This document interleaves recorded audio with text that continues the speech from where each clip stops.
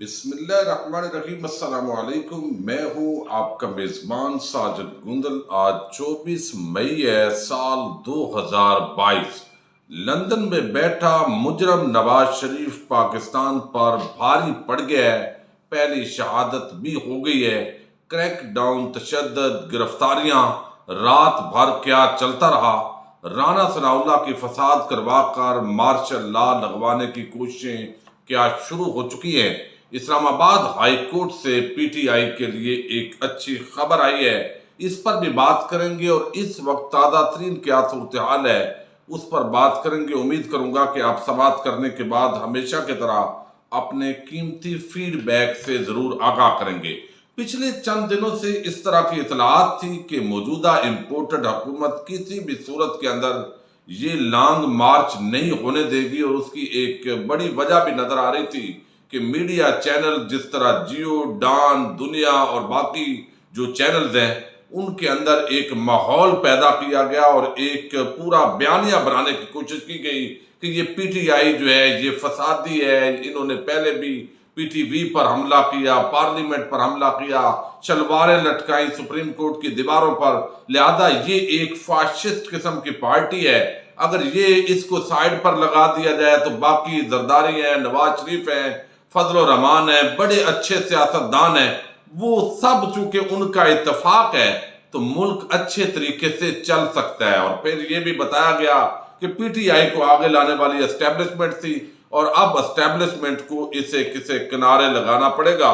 عمران خان بڑا ضدی آدمی ہے۔ یہ تمام ٹی وی چینلز پر جو ہے ایک تاثر قائم کرنے کی مسلسل اس وقت بھی کوشش ہو رہی ہے کہ ان فسادیوں کو مارو، اور وہ لوگ جہاں پر آزادی اظہار رائے کے جو بڑے چیمپئن بنتے تھے، وہ سیاسی جماعتیں، وہ صحافی کہ ہر ایک کو حق ہے کہ وہ اپنا سیاسی اجتماع کرے، پرامن مطالبات پیش کرے، اب وہ بھی فاشسٹ ایجنڈے پر چل پڑے ہیں۔ اور یہ تمام جو ریاست ہے وہ اس وقت لندن میں بیٹھا ہوا ایک اشتہاری مجرم نواز شریف جو ہے، آپ یوں سمجھیے کہ اس نے یرغمال بنائی ہوئی ہے، اور وہ چاہتا ہے کہ جہاں پر اس طرح کا ماحول پیدا کیا جائے جس کی وجہ سے عمران خان اور عبوری حکومت تو کسی صورت نہ آئے، مارشل لا لگ جائے تو اس مارشل لا کا بھی الٹیمیٹلی ان کو فائدہ ہوگا، عمران خان کو نقصان ہوگا۔ تو خدا نخواستہ ایک خانہ جنگی کی طرف جو ماحول ہے وہ لے جانے کی کوشش کی جا رہی ہے۔ اللہ تعالیٰ پاکستان کی حفاظت فرمائے گا۔ اب نواز شریف نے جو رات کو ایک ٹویٹ کیا وہ میں نے آپ کے سامنے رکھا کہ 20 دن کے بعد یہ ان کا ٹویٹ آیا ہے، جس میں اس نے کہا کہ عوام کو ان فتنہ پرور شرپسند جتھوں کے رحم و کرم پر نہیں چھوڑا جا سکتا، جو پہلے ہی ان پر غربت، مہنگائی اور بے روزگاری کے پہاڑ گرا چکے ہیں۔ اندازہ کر لیں 30 سال اقتدار میں رہنے والے یہ قومی جو مجرم ہیں، اور جس طرح جھوٹ بول کر لندن میں بیٹھے ہیں، اور اس قوم کو غربت، مہنگائی اور بے روزگاری کے اندر رکھنے والے لوگ آج وہ کہہ رہے ہیں جی یہ اس نے 2.5-3 سال میں جو بھی کیا ہے وہ کیا ہے، پہلے دودھ اور شہد کی نہریں بہہ رہی تھی۔ اب یہاں پر جو ہے ایسے تخریب کاروں کا قلع کما کیے بغیر پاکستان اپنی حقیقی منزل نہیں پا سکتا۔ اب یہ ایک واضح اعلان تھا کہ جو حکومت ہے وہ پوری طرح چادر چار دیواری کو پامال کرے، تھپڑ مارے، تشدد کرے، لوگوں کا قتل عام کرے، خدا نخواستہ جو بھی ماحول ہو ہم نے ان کو کچلنا ہے۔ جب یہ نواز شریف نے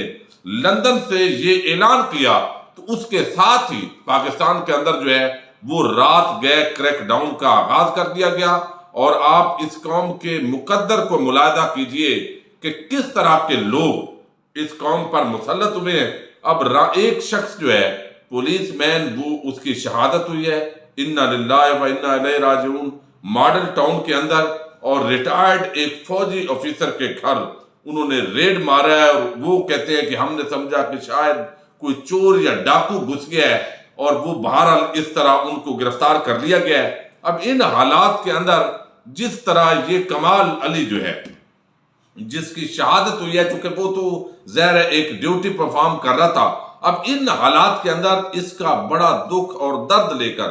بہت سارے جو صحافی ہیں وہ بتا رہے ہیں کہ پی ٹی آئی جو ہے دیکھا یہ قتل عام کا ان کا ایجنڈا تھا، یہ اس لیے آ رہے تھے لہذا ان کو کچل دیا جائے۔ یہ وہ بے شرم ٹولہ ہے۔ میں ہمیشہ آپ کو بتاتا رہا کہ یہ صحافت کے نام پر وہ بدنما داغ ہیں، پورا حامد میر ٹولہ۔ حامد میر بڑی ہلکی سی مذمت کر دے گا، بعض اوقات کو اس کی مذمت کا کسی نے اچار ڈالنا ہے۔ اب یہاں پر ڈاکٹر یاسمین راشد دیکھیے کتنی وہ سوشل ورکر ہیں،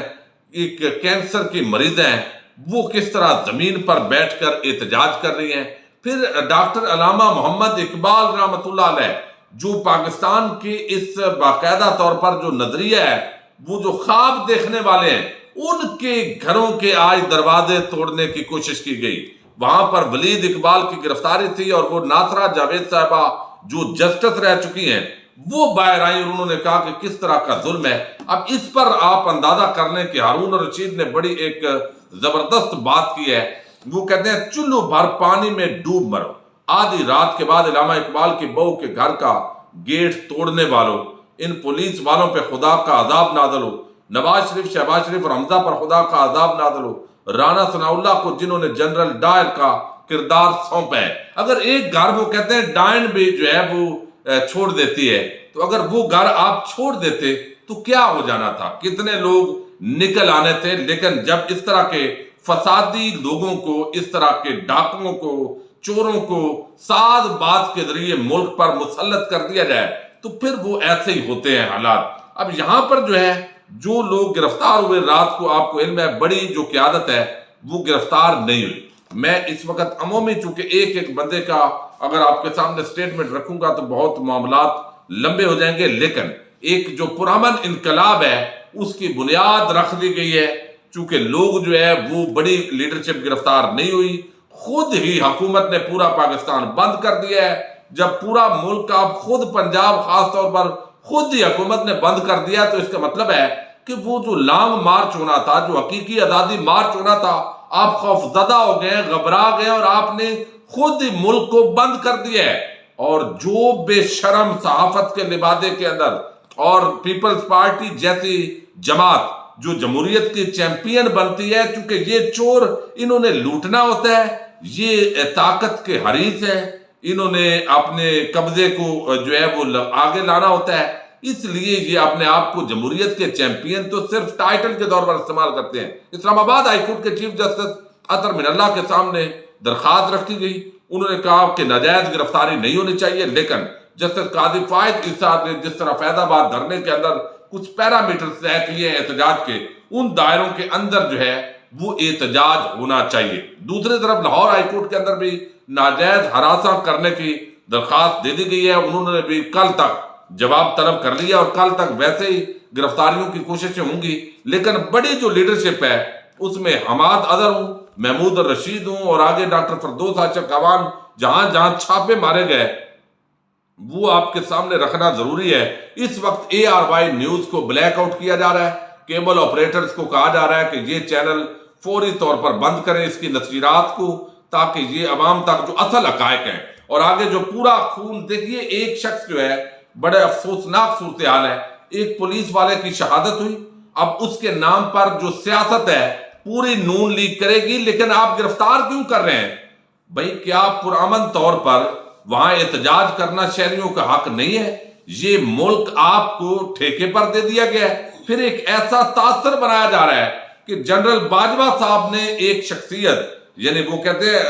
آصف زرداری نے ایک شخصیت سے ملاقات کی، اس کے بعد جو ہے وہ جو ہے کریک ڈاؤن شروع ہوا اور انہوں نے نون لیگ کو کہا کہ کوئی مسئلہ نہیں ہے۔ تو اس کا مطلب ہے کہ واضح طور پر اس وقت جو سیاسی لیڈرشپ ہے وہ جنرل باجوہ پر ملبہ گرا رہی ہے، اور کل کو خدا نہ خواستہ اگر حالات خراب ہوتے ہیں تو آپ دیکھیے، اور خرابی تو آغاز کر دی ہے، یہ نون لیگ کی سانحہ ماڈل ٹاؤن ٹائپ ایک جو یہاں پر کرنے کا وارداتیں ہیں، وہ وارداتیں کرنے کا طریقہ ہی یہی ہے کہ وہ اس طریقے سے آغاز کرتے ہیں، پھر ملبہ کسی اور پر ڈالتے ہیں، اور ان حالات کے اندر یہ جس طرح کے